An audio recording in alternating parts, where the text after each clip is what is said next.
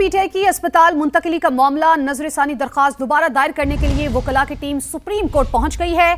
Chief commissioner Islamabad की जानिब से मुतफरिक नजरसानी दायर की जाएगी। सुप्रीम कोर्ट के फैसले में जेल रूल्स को नजरअंदाज किया गया।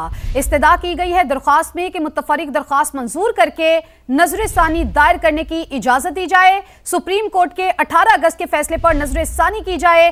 दरखास्त में यह इस्तदा की गई है। बानी पीटीआई की अस्पताल मुंतकिली का यह मामला नजरसानी दरखास्त दोबारा दायर करने के लिए वकला की टीम सुप्रीम कोर्ट पहुंच गई। चीफ कमिश्नर इस्लामाबाद की जानिब से मुतफरिक नजरसानी दरखास्त दायर की जाएगी। नजरअंदाज किया गया। इस्तदा की गई है दरखास्त में कि मुतफरिक दरखास्त मंजूर करके नजरसानी दायर करने की इजाजत दी जाए। सुप्रीम कोर्ट के 18 अगस्त के फैसले पर नजरसानी की जाए। दरखास्त में यह इस्तदा की गई है। बानी पीटीआई की अस्पताल मुंतकिली का यह मामला नजरसानी दरखास्त दोबारा दायर करने के लिए वकला की टीम सुप्रीम कोर्ट पहुंच गई।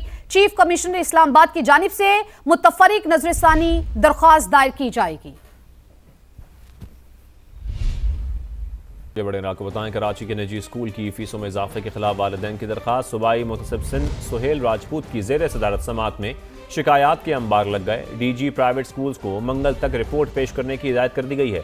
इसमें मजीद तफसील जानेंगे समा के नुमाइंदे जावेद असगर से। जी जावेद, आप बताइए। जी बिल्कुल, सूबाई मुतसिब को निजी स्कूल की फीसों में मुबैना गैर कानूनी इजाफे के खिलाफ वालिदैन की जानिब से मौसूल शिकायत की तादाद में इजाफा हुआ, जिस पर सूबाई मुतसिब की जेर सदारत समात की गई है, जहाँ वालिदैन ने शिकायत के अंबार लगा दिए। स्पेशल सेक्रेटरी एजुकेशन शादी कादी, डीजी डायरेक्टर स्कूल की शिरकत। स्कूल इंतजामिया हर साल फीसों में मनमाना इजाफा करती है। वालिदैन के मुताबिक 2 सालों में यूनिफॉर्म तब्दील करना हम पर इजाफी बोझ है, जबकि मखसूस वेंडर से महंगे कोर्सेज खरीदने पर भी मजबूर किया जाता है। वालिदैन के मुताबिक बड़े बच्चे के बाद छोटे बहन भाई को पिछला कोर्स इस्तेमाल नहीं करने दिया जाता। और मुझसे सिंध ने डीजी प्राइवेट स्कूल को इस हवाले से मंगल तक रिपोर्ट पेश करने की हिदायत की गई है।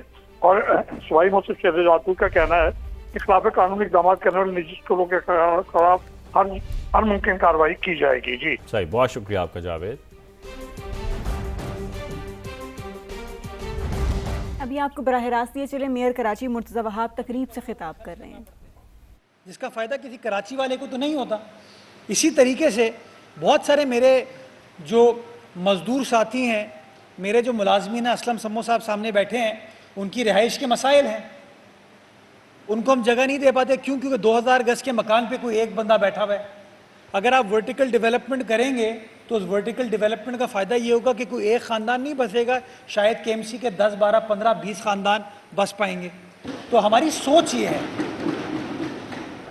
ताकि एसेट्स को बेहतर तरीके से यूटिलाइज़ किया जा सके। और अगेन मैं आपको इस बात की यकीन दहानी कराता हूँ कि जो भी किया जाएगा वो कानून के मुताबिक किया जाएगा, इस काउंसिल की मंजूरी के बाद किया जाएगा, और टारगेट यही है। अब मैं आपको बताऊँ ना, एक प्रॉपर्टी के बारे में बड़ा जिक्र हो रहा है। उस प्रॉपर्टी पे ऐसे लोग भी मौजूद हैं जिनका KMC से कोई ताल्लुक नहीं है और बड़े अरसे से रह रहे हैं, फेडरल गवर्नमेंट में सर्व कर रहे हैं। भाई फेडरल गवर्नमेंट की किसी प्रॉपर्टी पे बैठ जाओ। मैं चाहूँगा यार असलम सम्मो के पास घर हो। हाँ, आप सोचे ना, मेयर का घर इन लोगों ने बेच दिया था, आपको पता है ना। हाँ, मेयर का मैं सोच रहा हूँ, मेयर के लिए बल्कि काउंसिल में लेके आऊँगा कि मेयर, डिप्टी मेयर और MC के लिए औरंगी टाउन में 80 गज का मकान बनाए, ताकि वो जो लोग इल्ज़ाम लगाते हैं ना कि मेयर को पता नहीं होता कि गरीब आदमी क्या फेस कर रहा है, मैं सोच रहा हूँ कि ये फैसला भी करवाएं कि एक घर बनाएं वहाँ पे जहाँ पे मेयर रहे। मेयर कराची मुर्तज़ा वहाब तकरीब से खिताब कर रहे थे। MQM रहनुमा और साबिक मेयर कराची वसीम अख्तर ने कहा है कि हम कभी नहीं चाहते कि सिंध तकसीम हो, लेकिन पीपल्स पार्टी अपनी करप्शन छुपाने के लिए नए सूबे या इंतजामी यूनिट बनाने की मुखालफत कर रही है और मासूम सिंधी भाइयों को वरगला रही है। इसी पर मजीद तफसील जानेंगे नुमाइंदा समा काजी हसन से, जो इस वक्त साबिक मेयर कराची वसीम अख्तर के हमरा मौजूद हैं। जी काजी, बताइए। सूबे और नए इंतज़ामी यूनिट की बहस जारी है। इस हवाले से हमारे साथ बात करने के लिए मौजूद हैं MQM के सीनियर रहनुमा और साबिक मेयर कराची वसीम अख्तर। 18 साल से टोटल कंट्रोल है पूरे सिंध का इनके पास, जो कि नाकाम हो चुका है। और मुझे एक्सप्लेन करने की ज़रूरत नहीं है। दुनिया देख रही है कि इंटीरियर सिंध भी तबाही पे है, कराची भी तबाही पे है। ये सारी चीज़ें देखते हुए सूबे बहुत ज़रूरी हैं। अच्छा, अब ये अपनी इस करप्शन को और बादशाहत को तूल देने के लिए ये मिसगाइड कर रहे हैं इंटीरियर सिंध के लोगों को। वो कैसे? कि कह रहे हैं सिंध टूट जाएगा। सिंध नहीं टूटेगा, सिंध अपनी जगह रहेगा। हम भी नहीं चाहते सिंध टूटे, सिंध रहेगा। अगर सपोज़ मुख्तलिफ फार्मूलाज हैं, 7 डिविजन्स हैं, उन डिविजन्स में जतोईस का सीएम होगा, सुमरोस का सीएम होगा, पीर पगारा साहब का सीएम होगा, तालपुर का सीएम होगा, और वो अपने अपने डिविजन्स को बेहतर कर सकेंगे। आज तो सारा पावर जो है वो लाए करता है ये शाह साहब जो यहाँ कराची में बैठे हैं। ये किसी को जवाब दे ही नहीं है, इसके इनके पास तो कोई आ ही नहीं सकता। जब इन सारे क्लैंस के अपने सीएम होंगे उन डिविजन्स में, तो वो अपने एरियाज़ को, अपने डिविजन्स को तरक्की भी देंगे, वहाँ के लोगों की हालत ज़िंदगी बेहतर करेंगे। मैं अपने सिंधी भाइयों से कहता हूँ, इनकी बहकावे में मत आएँ। ये अपनी करप्शन और बादशाहत को कायम रखना चाहते हैं। आपको अच्छी ज़िंदगी नहीं मिलेगी जब तक स्मॉल यूनिट्स नहीं बनेंगे, अपने अपने सीएम्स नहीं होंगे उस डिवीज़न के। 140A का भी टाइम गुजर गया, इन्होंने गुजार दिया। हमने कोशिश की थी 140A पे इन लेटर स्पिट करें इम्प्लीमेंट, मगर ये करप्शन के बादशाह हैं, इनको हर चीज़ अपने पास चाहिए, सेंट्रलाइज चाहते हैं ये। तो अब ये ऊपर वाले की तरफ से हो रहा है, अल्लाह की तरफ से, कि अब सूबे बनने होंगे, और अल्लाह करेगा इंशाल्लाह मेरे सिंधी भाई भी राज़ी होंगे। एडमिनिस्ट्रेटिव यूनिट्स बन जाएंगे, एडमिनिस्ट्रेशन का जो स्ट्रक्चर है वो चेंज हो जाएगा।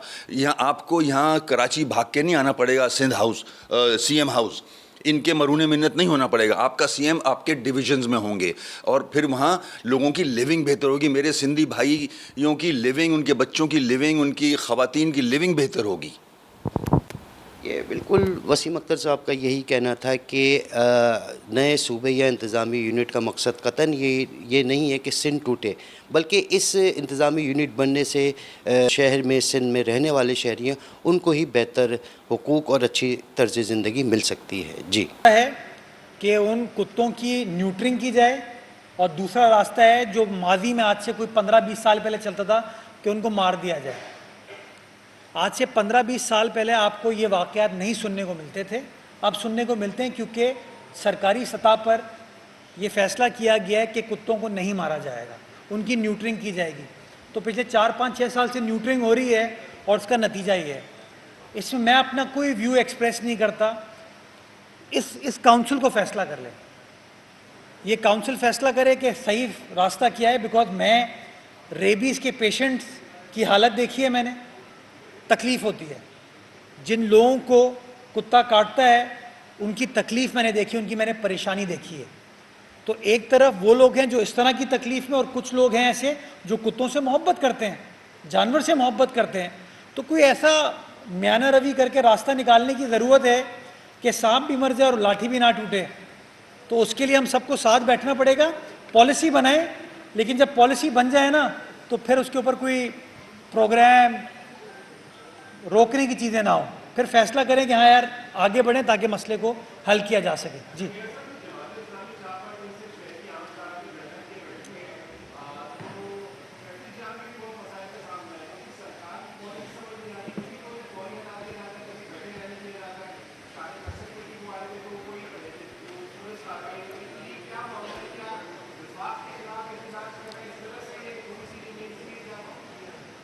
यार अभी तो मैं जमात इस्लामी के साथ दोस्ती करने की कोशिश कर रहा हूँ, आप फिर फुलझड़ी छोड़ रहे हो। मैंने पता है अभी तक, मैं उस दिन देख रहा था अपोजिशन लीडर साहब का स्टेटमेंट आया कि एहतजाज हम करें वफाकी हुकूमत के ख़िलाफ़ और एतराज़ मेयर साहब करें। मैंने अभी तक कोई एतराज़ नहीं किया, मैं पहली बार ये स्टेटमेंट देने जा रहा हूँ। मेरा पॉइंट ऑफ व्यू ये है कि एहतजाज आपका बुनियादी है कि आप एहतजाज करें, लेकिन सड़क को ब्लॉक करके जो हमारे यहाँ एक कॉन्सेप्ट आ गया है ना कि सड़क ब्लॉक करो और एहतजाज करो, मैं समझता हूँ ये गैर मुनासिब चीज़ है। इससे वही लोग जिनकी आप खिदमत करने जा रहे हो ना, वही उसके मुतासरीन हैं। कल कराची शहर में हमारे वकील साहिबान प्रोटेस्ट कर रहे थे, जमात इस्लामी के साथी प्रोटेस्ट कर रहे थे।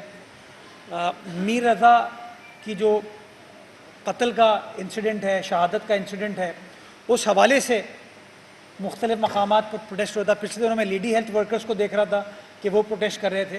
तो ये जो सारा प्रोटेस्ट है, इसके लिए कोई एक पार्क में मुख्तस कर देता हूँ, उस पार्क में आके जो कहना है आपको, अगर मैं गलत हूँ मेरे ख़िलाफ़ कहें, हुकूमत गलत है हुकूमत के ख़िलाफ़ कहें, लेकिन जब हम सड़क ब्लॉक करते हैं ना, मेरा अपना मानना ये है उसका एक बड़ा नुकसान एक आम कराची वाले को होता है, और हम सबकी जिद्दोजहद, हम सबकी जुस्तजू ये है उस आम कराची वाले की तो खिदमत करनी है ना।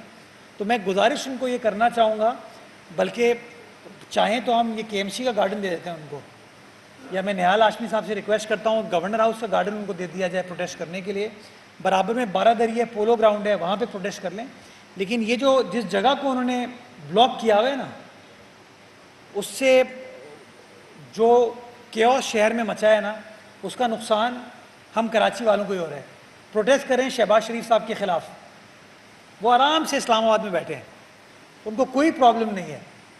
प्रोटेस्ट करें वफाकी हुकूमत के ख़िलाफ़, उनको इस प्रोटेस्ट से कोई प्रॉब्लम नहीं है। प्रॉब्लम किसको है? यही कराची में रिक्शा में घूमने वाले को, इसी कराची शहर के अंदर मोटर बाइक पर घूमने वाले को, इसी कराची शहर में एक आम आदमी जो अपनी गाड़ी चलाता है उसको, या ट्रांसपोर्टर को। तो थोड़ा सा मैं समझता हूँ इस रविश को चेंज करने की ज़रूरत है। मैं बिल्कुल मुखालिफ नहीं हूँ प्रोटेस्ट के, प्रोटेस्ट करें, लेकिन अगर प्रोटेस्ट आप सड़क पर आए बगैर कर देंगे तो ज़्यादा बेहतर तरीके से मेरे ख्याल में आप अपना पॉइंट ऑफ व्यू कन्वे कर सकते हैं। लोगों को तकलीफ़ में मुब्तला करके अपना काम निकालना, मैं समझता हूँ ये गैर मुनासिब अमल है। वो रह गया? डन, थैंक यू, शुक्रिया। मेयर कराची मुर्तज़ा वहाब गुफ्तगू कर रहे थे। उन्होंने कहा कि शहर में तरक्याती कामों के हवाले से मीटिंग करूंगा, तरक्याती मंसूबों की तफसीलात जल्द मीडिया को जारी करेंगे।